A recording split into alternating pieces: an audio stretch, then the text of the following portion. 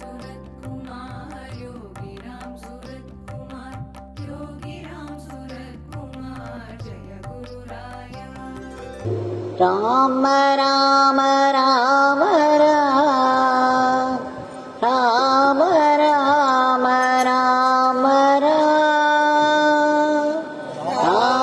Rama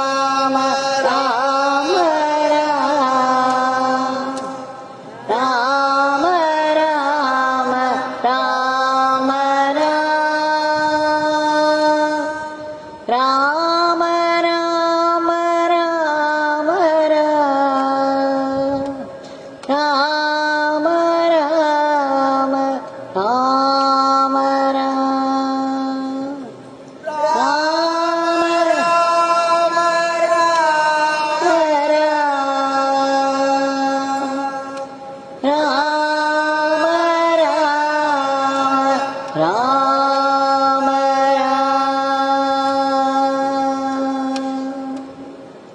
भगवान श्री योगी रामसूरतकुमार की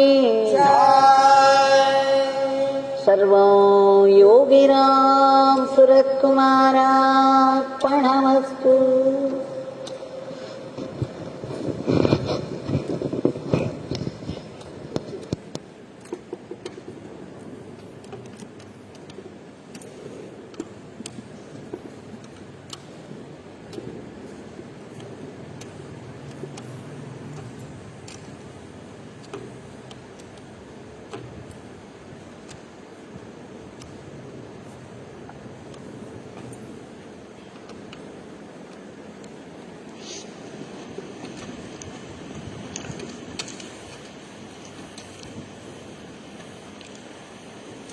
We have been singing the powerful Guru Mantra,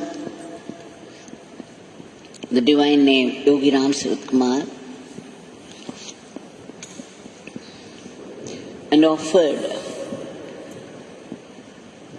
the Nama Pushpas at the lotus feet of Bhagwan, and that with deep gratitude for giving us this opportunity to sing together.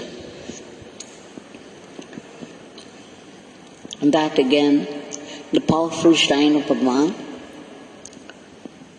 So let's celebrate the gift of grace.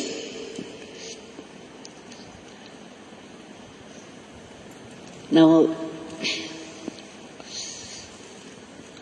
we all know Tiruvannamalai is very special in the whole of India. Each pilgrimage center is special in its own way, but Kashi and Tiruvannamalai are as special. Tiruvannamalai is considered as the heart center of the world. This was declared by Sri Raman Bhagwan. And here, the mountain itself is considered as Lord Shiva. Though the mountain looks very much like any other mountain, there are mountains and mountains. We have Western Ghats and Eastern Ghats. It still has a very special magnetism.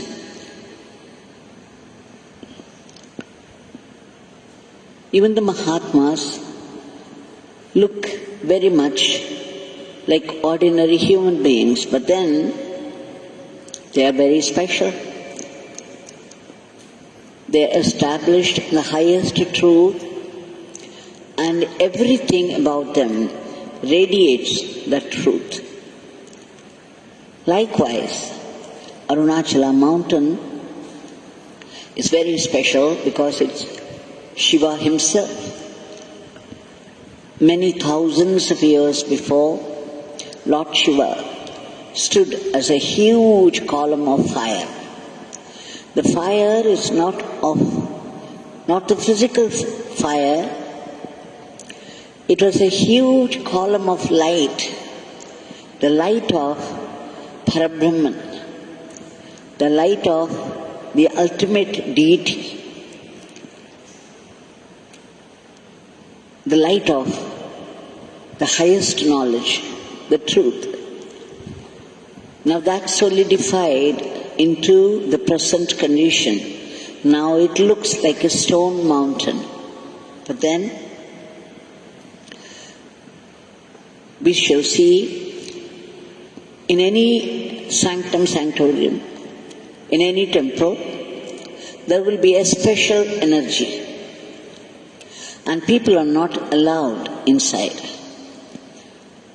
Now here, if you consider Arunachaleshwara, the mountain, as Lord Shiva, the Shivalinga, then you can be very sure the whole of Tiruvannamalai is the Garbhagriha, the sanctum of Lord Shiva, which means very high energy.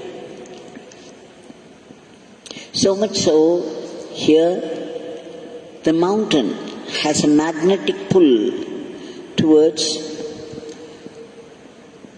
all those sages from the ancient times,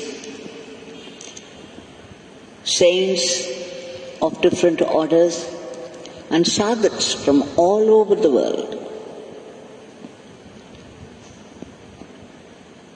They say in Tamil, it says, come, come. Come, come to whom? Jnanatapodhanargal. The one who had attained the highest state of jnana by tapas. The one who has the wealth of tapas and attained the state of highest knowledge. Such people, the mountain says, come, come, you're welcome. So we see there's an extraordinary collection of ancient rishis from time immemorial. Recently, of course, Tiruvannamalai, the world itself, the whole world witnessed the presence of Sri Seshadri Swami from Kanchipuram, Shri Kamakshi, and Shri Raman Maharishi from Madurai Meenakshi, and Yogi Ramsuratkumar from Kasi Visalakshi. Three powerful Shakti shrines had their representation here in Tiruvannamalai in the forms of these three spiritual giants.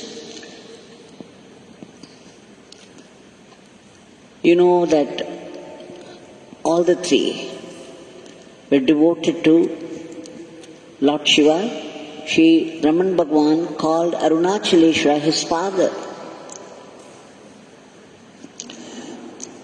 And despite his Atma Vichara and the talk of the self, he prescribed the mantra Arunachala Shiva, Arunachala Shiva. Arunachala Shiva, Ahame Ninaiporku Ahamber Arupai Arunachala. One who chants Arunachala Shiva, their ego will be uprooted by Arunachala Shiva. And he used to go around the mountain. He also instructed people to walk very slowly, like a 9-month-old pregnant lady. This 9-month, you know how heavy they must feel and how slowly they walk. And this is what Shri Raman Bhagwan instructed. Walk slowly, all the time absorbed in Shri Arunachaleshwara. He also said, don't go too close to the mountain, move away. You walk in the outer, because till today, many great Mahatmas are going round the mountain, the Devatas, Siddha Purushas. They're all walking around the mountain. And if you leave some space with reverence for those people, with veneration, they would bless you. It would also amount to going around them. This is what he said. So going around the mountain is considered as a very great sadhana, a very powerful sadhana. One day when Ramana Maharishi was walking around the mountain, he found a hole. And out of curiosity, he went near and he found the way inside the mountain. He walked ahead and he peeped in, and what did he find? A whole new world of rishis and mahatmas in varied states of meditation. Everyone was like a statue, sitting perhaps for years in the state of samadhi. There were people standing on one leg and doing their tapas. Many had long beards and long hair curled up on top of the head. And there were trees, streams, birds, animals. It was a replica of the world outside, yet there was a difference. There was golden light everywhere. And the energy of the world was so high, he hastily withdrew and then told the authorities of the temple to close that hole. He said people should not go inside. People might venture inside, and that would mean their death. Because the energy is so high inside, people may not have the purity to withstand that energy. With the result, the body would die. Now after that, nobody had seen this. Very few had heard about it. And I even asked Bhagwan about this once. He smiled and said, Amma Devaki, yes Devaki. The Siddhaloka is there. And then again he began to laugh. His typical laughter, the cascading laughter, but he would not divulge any further secrets about that. And I was afraid to push ahead. Curiously, after the Mahasamadhi of Bhagwan, Sri Mohanji came a few years back, and the very first time he told me about his experience of Arunachala mountain. I believe he was staying here with his group of people for quite a few days. And one day he had a very curious experience. He said he was walking towards this Arunachala mountain, and suddenly a tall sage came out of Arunachala. He called Sri Mohanji to come near. And then he began to walk ahead, and Sri Mohanji followed him. And they were walking and walking for some time, and suddenly Sri Mohanji felt that they were going inside the mountain. And after some time, they came across a space where it was filled with golden light everywhere. He saw many sages in different states of meditation.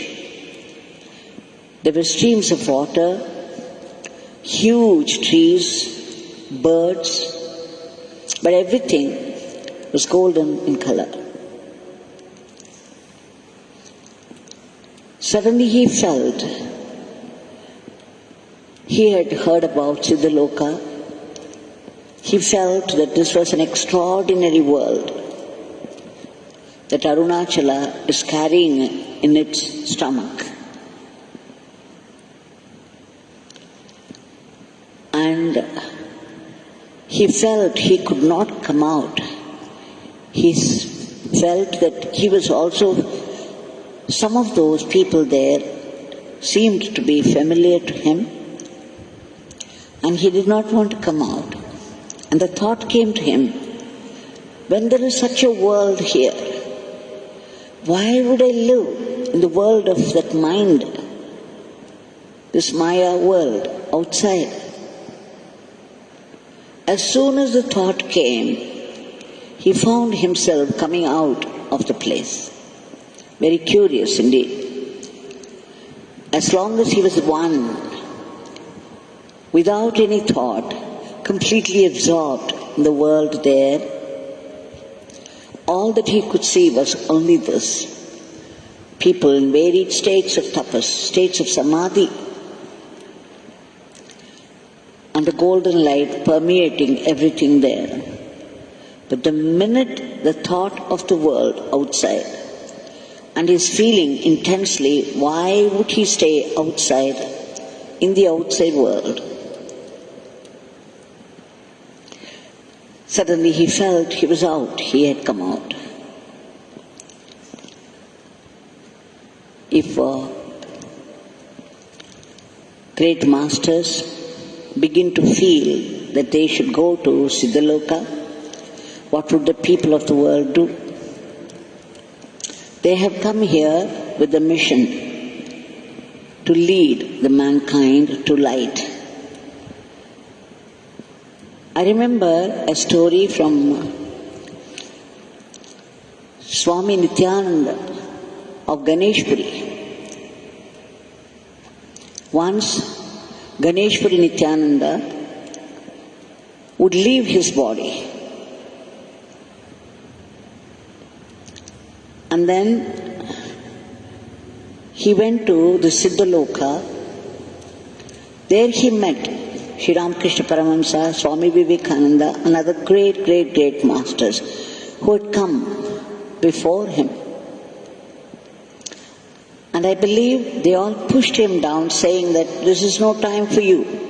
You still have work. You go away. And then he came back to his body. This is what Bhagwan made me read in that book of Ganeshpuri Swami Nityananda. Bhagwan often referred to himself as very much like Swami Nityananda of Ganeshpuri. Unpredictable. You would never know what they would say next, what they would do next. But whatever they said, whatever they did,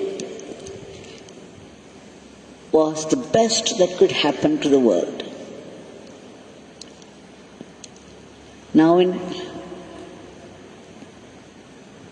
2016 or 17, one day Shri Muralidhara Swamiji came to the ashram unexpectedly.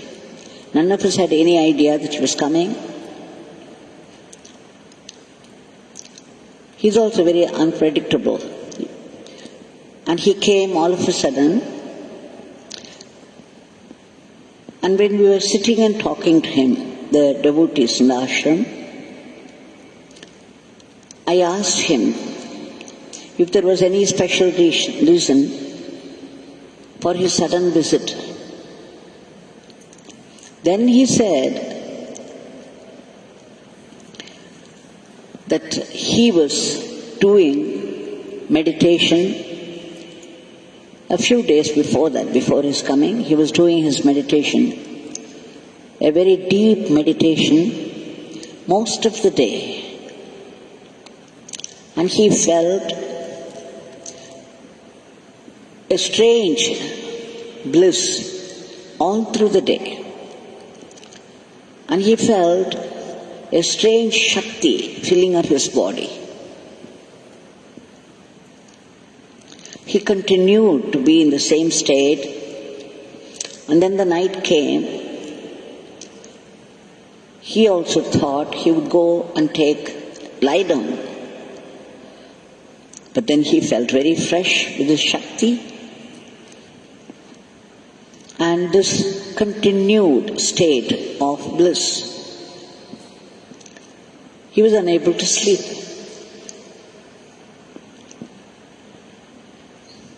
And finally, when he fell asleep, he had a dream.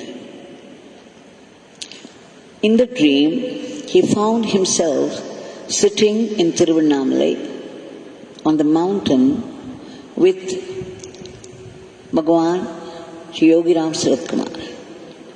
Bhagwan was talking to him on something. They were talking and talking.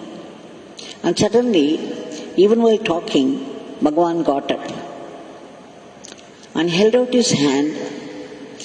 As soon as Swamiji caught his hand, Bhagwan began to drag him. He walked so fast, he literally dragged Swamiji with him. And they were walking and walking, and soon they found themselves, Swamiji found himself with Yogi Ramsuratkumar Bhagwan on the path, the mountain path. So Swamiji thought Bhagwan was taking him round Arunachaleshwara mountain. They were going on Giri Pradakshina. But then Bhagwan stopped before the mountain, very close to the mountain, and started to walk inside. All the time holding the hand of Shri Swamiji. And Shri Swamiji found himself going inside the mountain. Again, he also came across a golden world, a brand new golden world, filled with golden shine. Everything seemed golden there. He found even the ancient rishis, some in sitting poses, some standing on one foot. And there were streams of water and huge trees. The banyan trees, he says. There were even snakes and stone boulders. But every one of them was filled with a golden shine.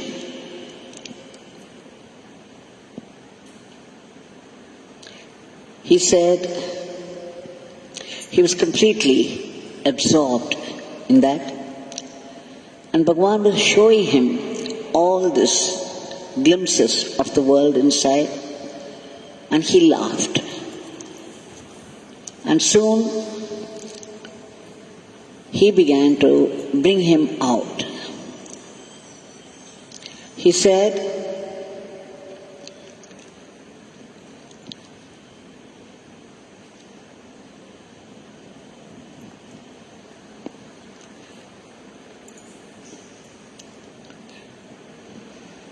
as soon as they came out,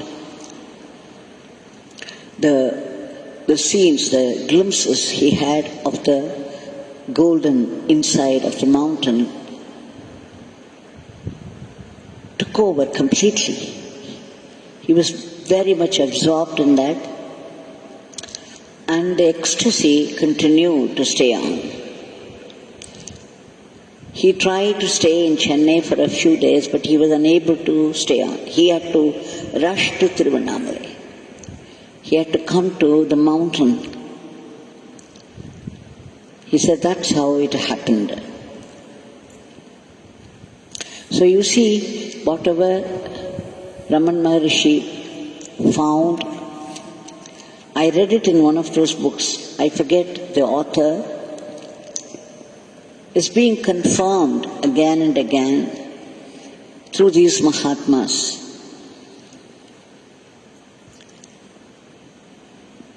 So this golden world inside us, this Arunachaleshwara mountain, it may look like any other mountain, but still there is no other mountain like this.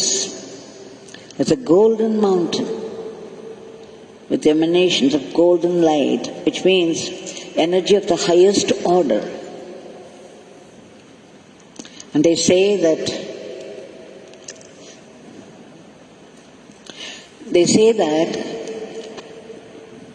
this mountain, the energy of Tiruvannamalai is so high that it's enough if people come and stay here. Just coming and staying in Tiruvannamalai, living in this place of high energy, itself would amount to doing tapas. A full-fledged householder living in Tiruvannamalai would have the energy of a sannyasi. A sannyasi given to austerities. Just imagine that. The tapas is made easy here. One day, when Bhagwan was seated there in the Pradhan Mandir, he called one of the ashramites and said, "This beggar would like you to go outside the gate, ashram gate. Stand there and try to feel the atmosphere. And then come inside the ashram and once again stand there for a few minutes and try to feel the atmosphere here. Come and tell me if you find anything." So this ashramite went outside, stood there for a few minutes, and then as instructed by Bhagwan, he also came inside, stood there, and after a few minutes, he came back to Bhagwan and reported, "Bhagwan, outside the energy is so high, I found myself absorbed in the peace. It's very high, and the mind became quiet, and there was joy. And then, as you instructed, I came inside and stood there, and I was completely overwhelmed because there was an extra energy here. Whatever I felt outside, there was an added strength, added peace, added energy, extraordinary. Instantly I felt the difference between outside and inside. Bhagwan's face became radiant and he was smiling, and then he looked at me from the chair. I was seated in the kutir there. He said, "Devaki, did you hear it? Did you hear what he said?" And then he said, he declared to me, "The whole ashram is filled with my father's Shakti, my father's power, my father's grace. The whole ashram is meditation hall. You people call only one room meditation hall. The whole ashram is meditation hall. Wherever people sit, immediately they can get concentration. They will get absorbed in the divine. Such is the power and energy of this place."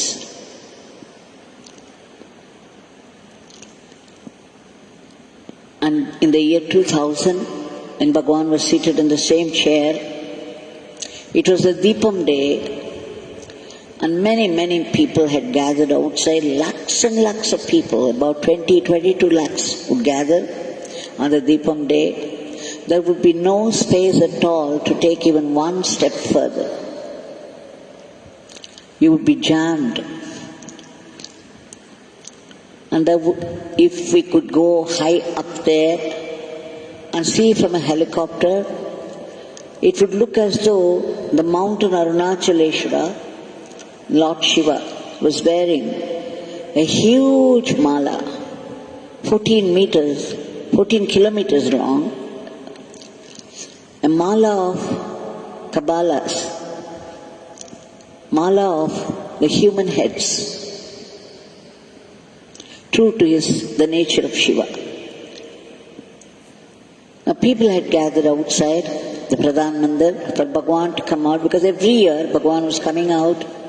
He would sit there among the devotees and watch the lighting of the Deepa on the peak of the mountain.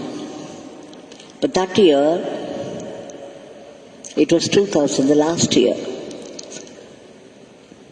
I kept saying, Bhagwan, it is 5:50. People were all getting restless outside and they were trying to peep in. And then I announced, Bhagwan, 5:56, 57, 58, 59. There was no sign of Bhagwan moving at all. He was just seated there. He became silent. And I didn't know what to make of it, but it was very obvious that he did not want to come out.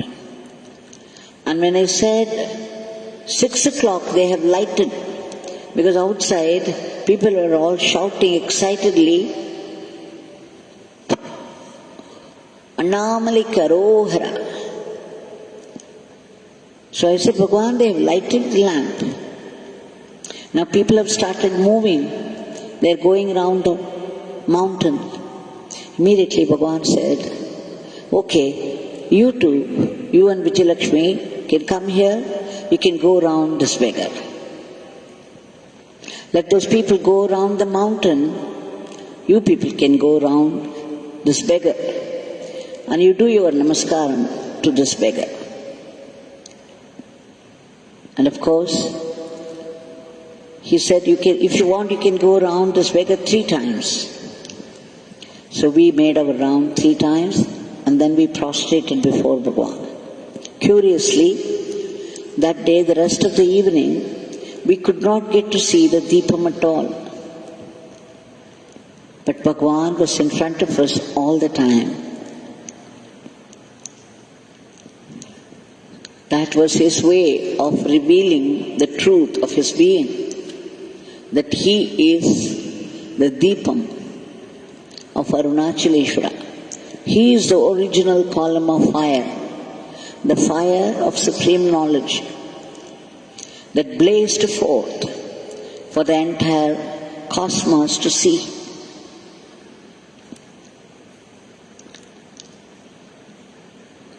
Now that Bhagwan, something very special about Tiruvannamalai, because of the magnetism, the magnetic pull of the mountain. Soon after, Lord Shiva cooled down and he became the mountain. Parvati Devi had come here to do her tapas. She went to Gautama Ashram, Gautama Muni's ashram, and she did her tapas here. As its fulfillment, she became half of Lord Shiva. Lord Shiva gave half of his body to her, and here it was Ardhanarishwara, half male and half female form of Lord Shiva. Ardhanarishwara darshan took place. They say ever since this has become a very special place for ladies who want to do tapas. Because if lady devotees should come and stay here and do their tapas, it would find a quick and easy fulfillment. Because Parvati Devi had blessed it so. The whole place has been blessed by her, and she is the foremost lady who did tapas here and found her fulfillment. And that would happen to every single female tapasvis who do it to the very end of it. Now this Bhagwan who declared himself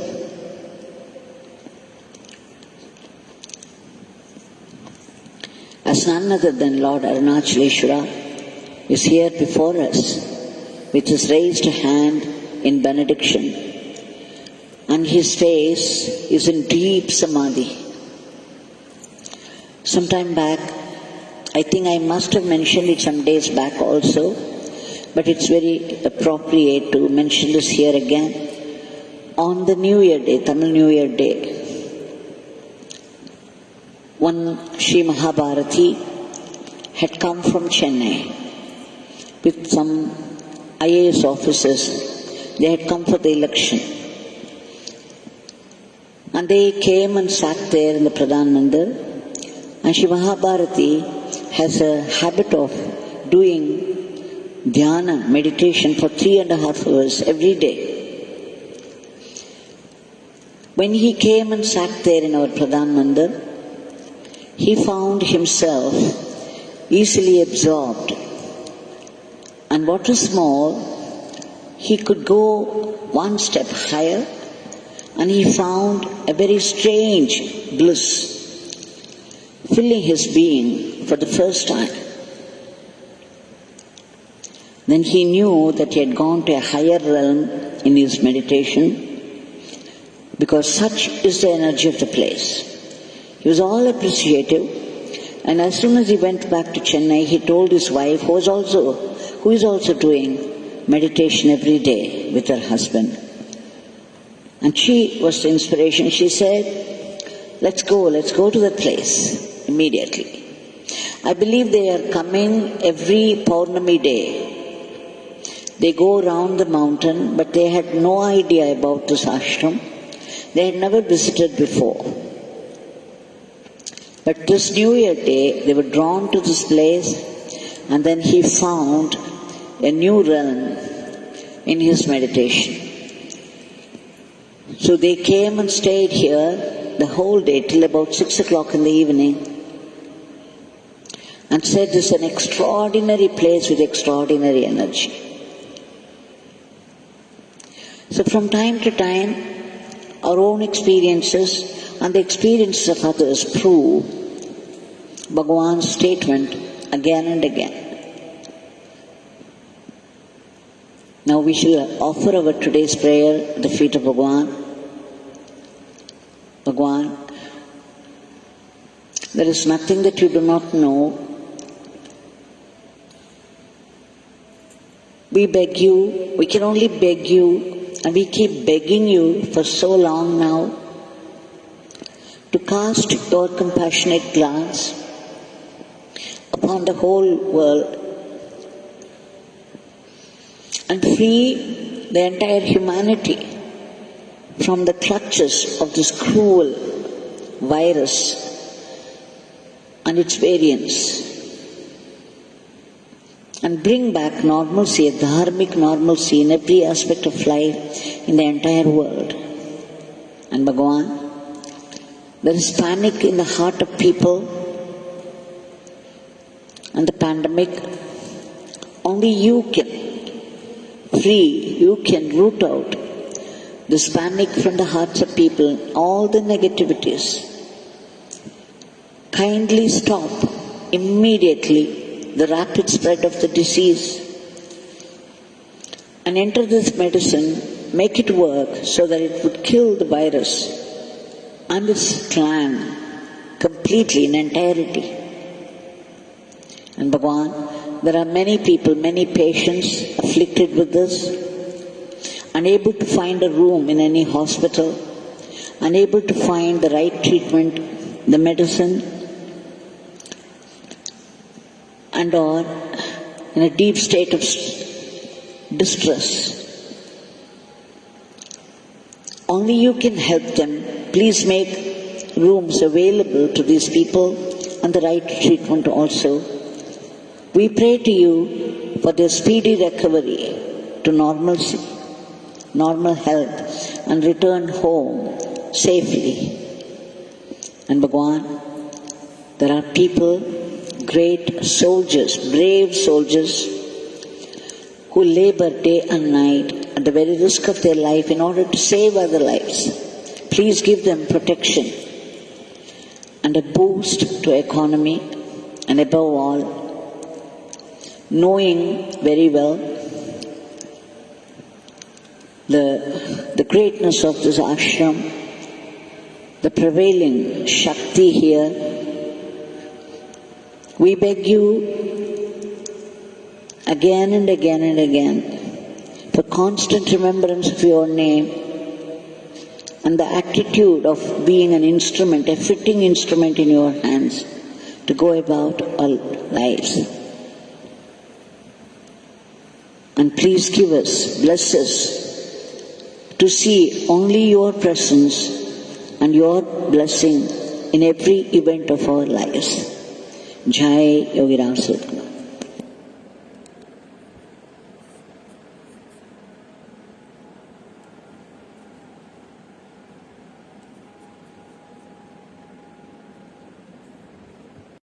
Yogi Ramsuratkumar, Yogi Ramsuratkumar.